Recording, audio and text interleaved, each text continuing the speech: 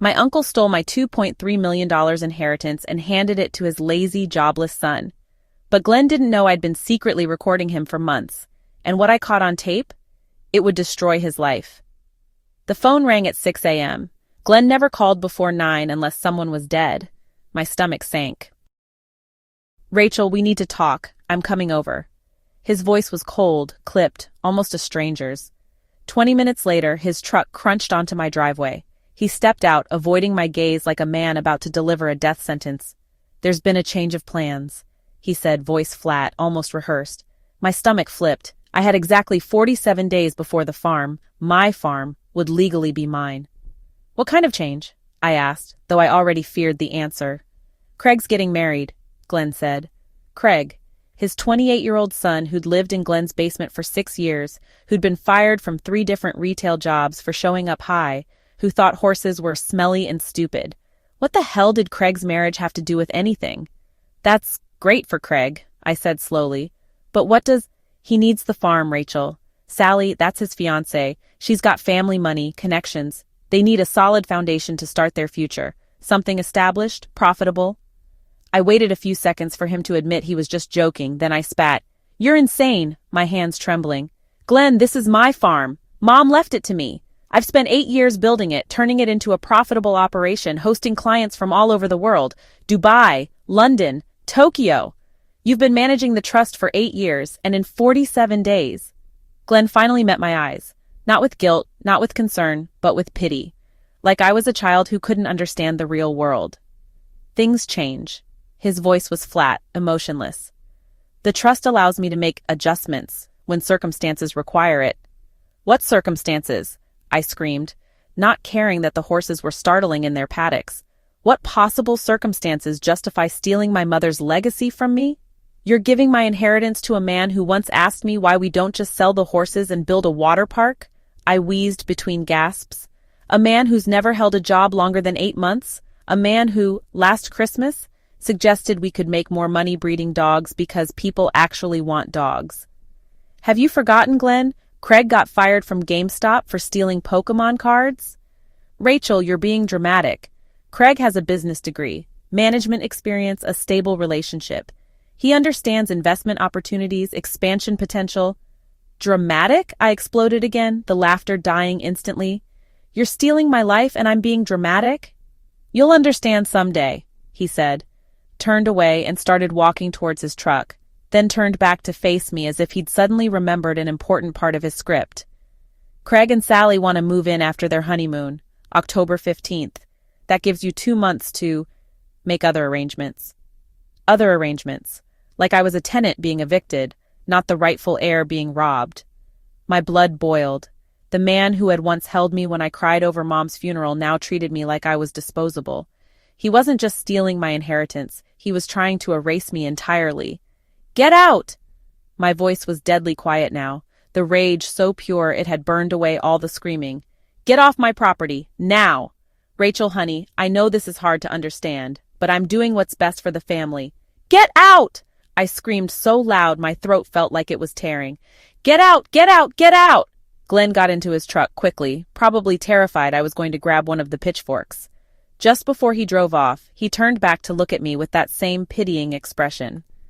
"Rachel, when you're married with kids of your own, you'll understand that sometimes families have to make hard choices. Families. But apparently I wasn't family enough to matter." I laughed then. Not the light, pleasant laugh I used to share with friends. No, this was broken, hysterical. The kind of laughter that comes when your world collapses and your mind can't keep up. And that's when I made a silent vow. Glenn hadn't just underestimated me. He'd ignited a fire he couldn't put out.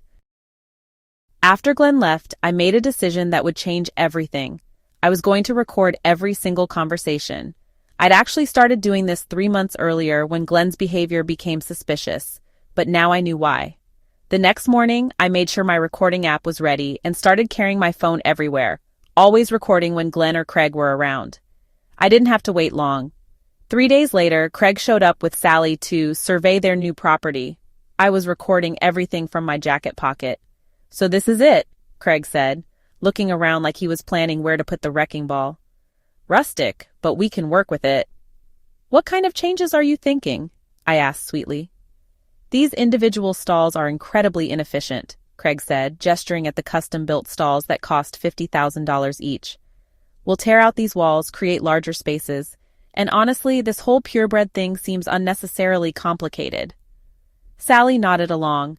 Craig's father runs cattle in Texas, much simpler business model. I felt something die inside my chest. You want to convert this to cattle ranching? Think about it, Craig said excitedly. Instead of 12 expensive horses, we could run 200 head of cattle, scale the operation up, really maximize the land use. Right, but that's the old way of thinking, Craig interrupted when I tried to explain bloodlines. This is about transforming the business model. Dad says you've done a decent job keeping things running, but it's time for some real vision. Real vision. From a man whose greatest business achievement was lasting 6 months selling cell phone cases at a mall kiosk. Besides, Craig continued, it's not like the horse thing was ever going to last long term. Let's be honest. Rachel's a nice girl, but she's not exactly business material. Dad was smart to make this change before she could run the place into the ground. Before I could run it into the ground. The place I'd grown from a $800,000 struggling operation to a $2.3 million success story. But that recording was just the beginning of what I would discover. 2 weeks later, I overheard Glenn on the phone through his truck window when he thought I was in the barn. I crept closer, my phone recording, and caught him in the middle of a conversation that made my blood turn to ice. No, she doesn't suspect anything. Still thinks this is about Craig needing stability. Glenn's laugh was bitter, cruel. Tom, my niece is smart about horses, but she's naive about business. She actually believes I'm doing this for family reasons. Tom. I knew that name. Tom Davidson, Glenn's business partner in some failed restaurant ventures. The development potential alone is worth triple what we're telling Craig, Glenn continued. That land is perfect for a shopping complex. Location, location, location. We'll let Craig play farmer for a year or two, then sell to the developers. Split it 3 ways like we discussed. Developers. My legs went weak. This wasn't about Craig at all. This was about money. Specifically, about Glenn and his friend Tom getting rich by stealing my inheritance and selling it to strip mall developers. What about Rachel? Won't she cause problems? What can she do? She's 25, broke, and by the time she figures out what's really happening, it'll be too late. The trust transfer is ironclad. My lawyers made sure of that. And Craig doesn't know about the development plan? Glenn's laugh was pure evil. Craig thinks he's going to be a cattle rancher. Poor kid has no idea we're setting him up as a front man. When the development deal goes through, we'll convince him it's the smart financial move. He'll get his cut and everyone's happy. Everyone except me. The woman whose entire life they were destroying for profit. I kept recording as Glenn described their timeline, their profit projections, their plan to demolish not just the stables but the 200-year-old farmhouse where 4 generations of my family had lived. They were going to erase everything. Every building, every fence, every tree Mom and I had planted, and turn it into a strip mall with a Walmart and a Subway. When Glenn finally hung up and drove away, I sat in the dirt behind the barn and threw up. Not from fear, from pure, incandescent rage. They thought I was naive. They thought I was helpless. They thought they could steal my life and I'd just disappear quietly. They were about to learn exactly how wrong they were. That night, I did something I'd been avoiding for 8 years. I climbed into the farmhouse attic and started going through Mom's belongings. At the bottom of a box labeled Personal Correspondence, I found something that made my hands shake. A manila folder marked Trust Revision Private in Mom's neat handwriting.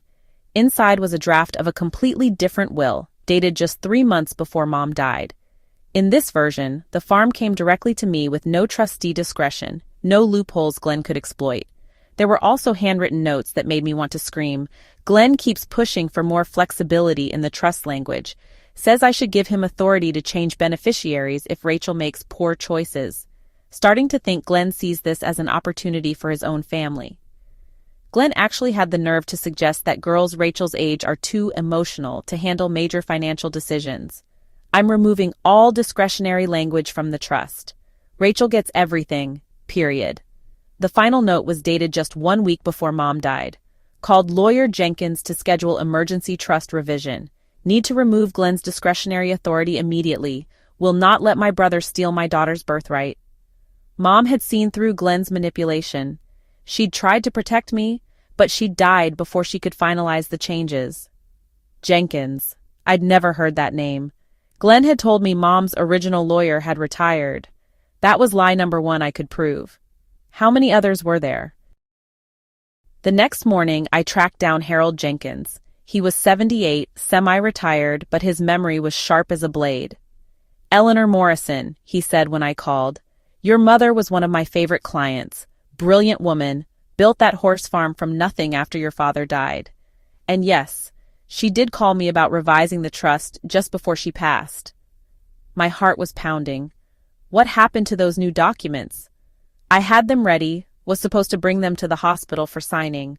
But when I called to confirm, your uncle told me Eleanor had taken a turn for the worse and couldn't handle legal matters, said he was her medical proxy and making decisions in her best interest.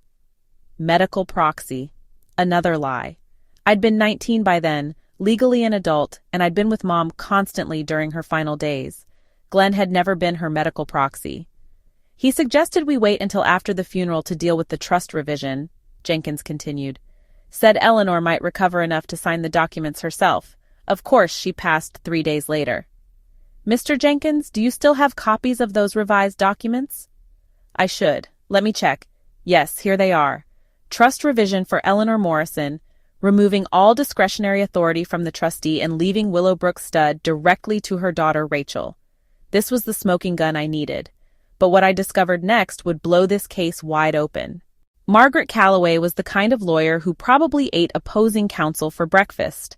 Silver hair, laser beam eyes, and a reputation for destroying people who tried to cheat widows and orphans.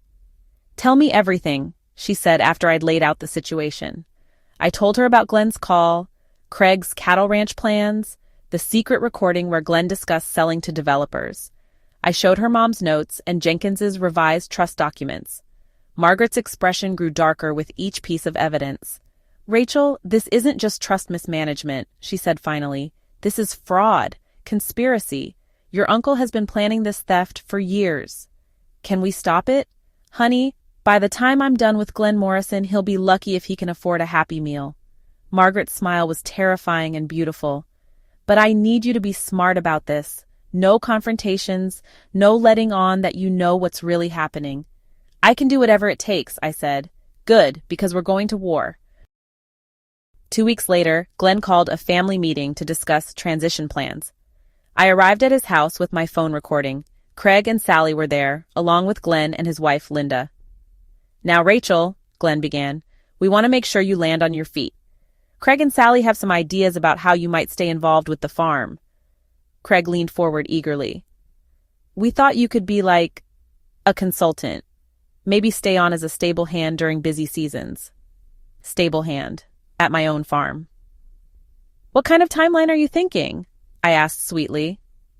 "Well, Sally and I want to honeymoon in Europe for 6 weeks," Craig said. "When we get back in November, we'll be ready to take over full operations." "Speaking of profitability," I said carefully, "have you done projections for the cattle operation?" Glenn jumped in quickly. "We're handling all the financial planning, Rachel." But Craig was excited to share his vision. "Actually, we've been talking to some developers about the long-term potential of the land. Did you know this area is zoned for commercial development?" Glenn's face went white. "Craig, that's just preliminary research." "No, it's brilliant," Craig continued, oblivious to his father's panic.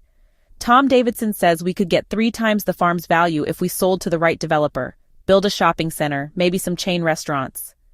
I looked directly at Glenn, watching him sweat. "That's interesting. How long have you been researching development opportunities?" It's just, due diligence." Glenn was scrambling, realizing his son had just blown their cover. "Oh, I completely understand due diligence," I said with a smile that probably looked psychotic. "I've been doing quite a bit of research myself lately."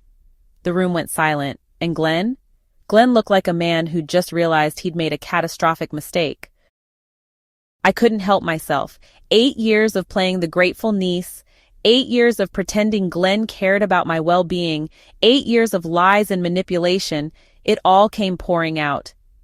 "Tell me, Glenn," I said, my voice deadly calm, "when exactly did you decide to steal my inheritance? Was it right after Mom's funeral, or did you wait a respectful few weeks? Gasps all round, then, "Rachel, I don't know what you're talking about," I shouted. "How about the phone conversation I recorded where you discussed selling my farm to developers and splitting the profits 3 ways?" As I pulled out my phone. "Would you like me to play it?" The color drained from Glenn's face. Linda gasped. Craig looked confused. Sally was already Googling development fraud on her phone. "You've been recording our conversations?" Glenn's voice was a whisper. "For weeks. Every lie, every scheme, every casual discussion about destroying my mother's legacy for profit. Did you really think I'd just disappear quietly while you stole $2.3 million from me?" Craig finally caught up. "Dad, what is she talking about? I thought this was about me needing stability to start a family." I started laughing, that same hysterical laughter from the morning Glenn first told me about his plan. But this time I wasn't broken. This time I was dangerous. "Craig, your father has been lying to you for months. There is no cattle operation. There is no inheritance transfer for your benefit. Your dad and his business partner are planning to steal my farm, let you play rancher for a year or two, then sell everything to mall developers. You're not getting an inheritance. You're being used as a frontman for theft." Sally stood up so fast her chair fell over. "I'm calling my father. He's a lawyer, and this sounds like fraud," I finished. "Criminal conspiracy, theft by deception, trust violation. Should I go on?" Glenn was on his feet now, pointing at me with a shaking finger.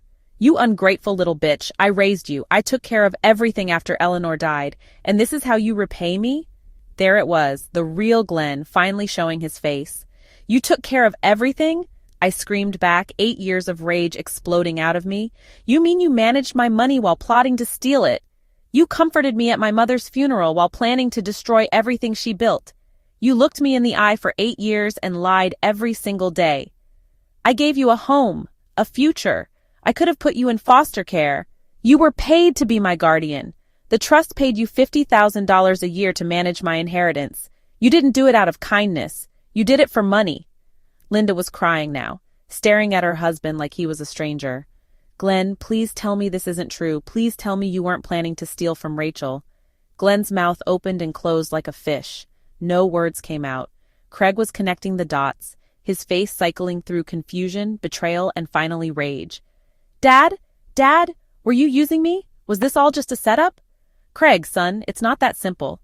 "Were you using me?" Craig roared, and for the first time in his useless life, he sounded like a man instead of a boy. "I was trying to secure your future. The development deal would have made us all rich. By stealing from Rachel?" Craig turned to me, his face crumpling. "Rachel, I'm so sorry. I had no idea. I thought Dad was just trying to help me finally grow up and take responsibility for something." And that's when something unexpected happened.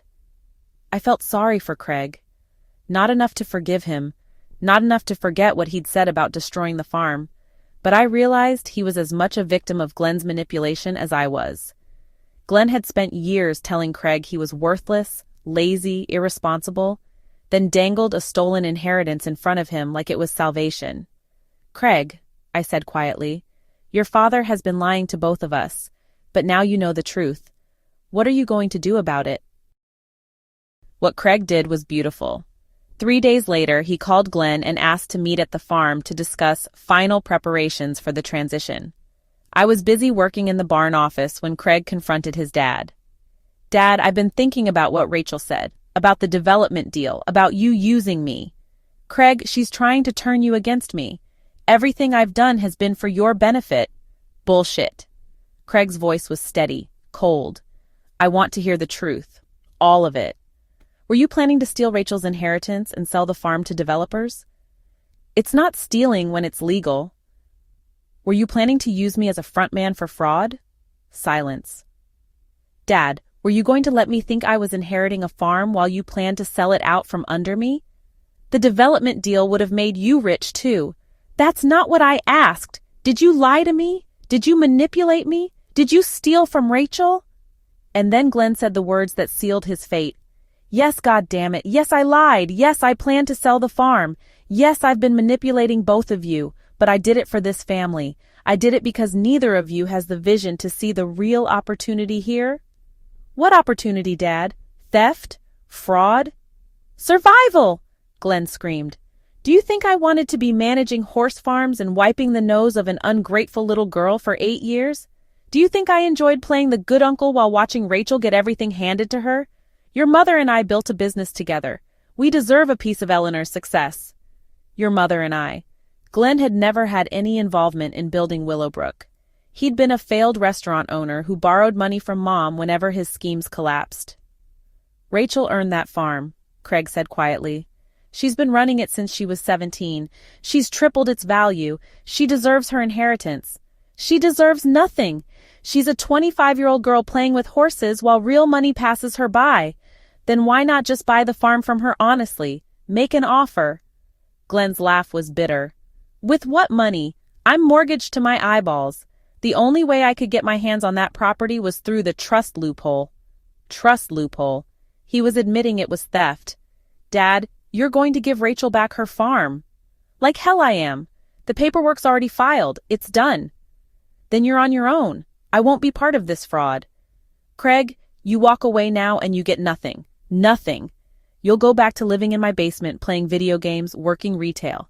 Is that what you want? I want to sleep at night without wondering if I'm going to prison for fraud. That night, Craig came to find me in the barn. His eyes were red from crying, his hands shaking with anger and shame. I have something for you, he said, holding out a flash drive. It's a conversation I recorded with Dad today. He admits to every detail about the development scheme, every lie he told both of us. I took the drive with trembling hands. Craig, why are you helping me? Because it's right. Because I'm tired of being my father's pawn. Because... He paused, wiping his eyes. Because your mom was kind to me when I was a kid. She never made me feel stupid or worthless like Dad did. She deserved better than having her legacy stolen by her own brother. And with that recording, I had everything I needed to destroy Glenn Morrison completely. 8 months later, when we finally made it to court, I had 6 hours of recorded conversations, Mom's handwritten notes proving Glenn's manipulation, Harold Jenkins's testimony about the revised trust documents, and Craig's evidence of the development fraud scheme. Judge Patricia Henley listened to the first recording, Glenn discussing the development deal with Tom Davidson, and her face went through 17 shades of outrage. "Mr. Morrison," she said to Glenn, "are you telling this court that you redirected your niece's inheritance as part of a scheme to commit real estate fraud?" Glenn's lawyer tried to object, but the judge cut him off. This was Craig confronting Glenn about the lies and manipulation. When Glenn's voice filled the courtroom admitting he'd been deceiving everyone, including his own son, the judge's expression went from outraged to volcanic. "Mr. Morrison, in 30 years on this bench, I have never seen such a clear case of trust violation and attempted fraud." Margaret stood for our closing argument, and she was magnificent.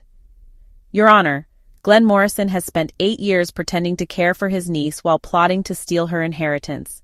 He manipulated his own son, violated his duties as trustee, and attempted to destroy a business his sister spent 20 years building." Judge Henley recessed for deliberation, and I spent 45 minutes in the courthouse bathroom throwing up from nerves. When we reconvened, the judge's expression was grim. Glenn Morrison was entrusted with protecting his niece's inheritance and instead conspired to steal it for personal profit. Oh God, we were winning. "Mr. Morrison, your actions were not just unethical, they were criminal. You have betrayed your family, violated your legal duties, and attempted to destroy your sister's legacy through fraud and deception." She turned to me. "Miss Morrison, this court hereby restores you as the sole beneficiary of the Eleanor Morrison Family Trust, effective immediately." The gavel came down like thunder.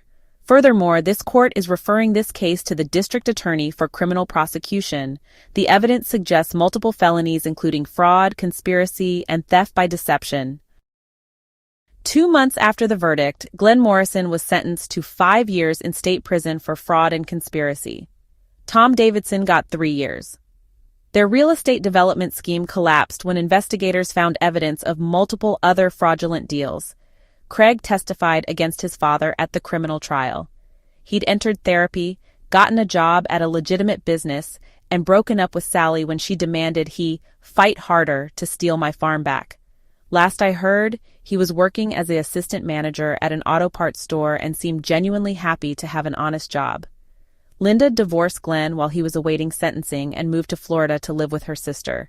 She called me once to apologize for not knowing what her husband was planning.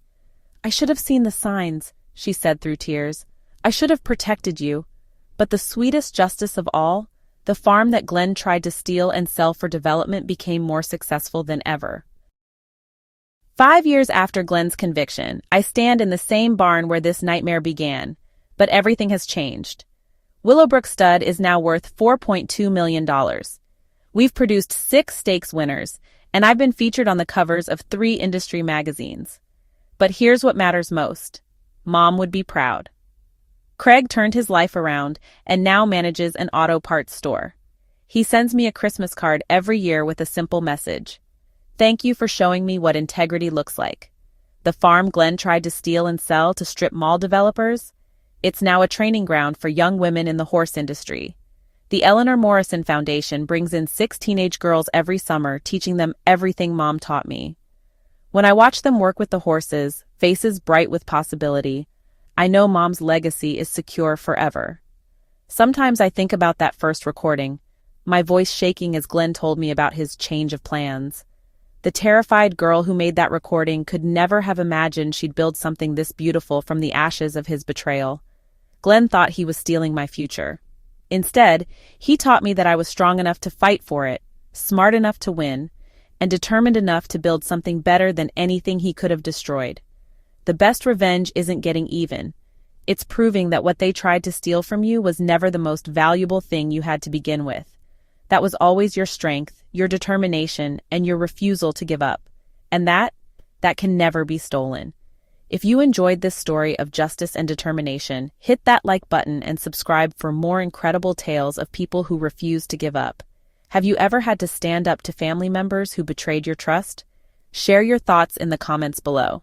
Thanks for watching, and remember, sometimes the best revenge is living well.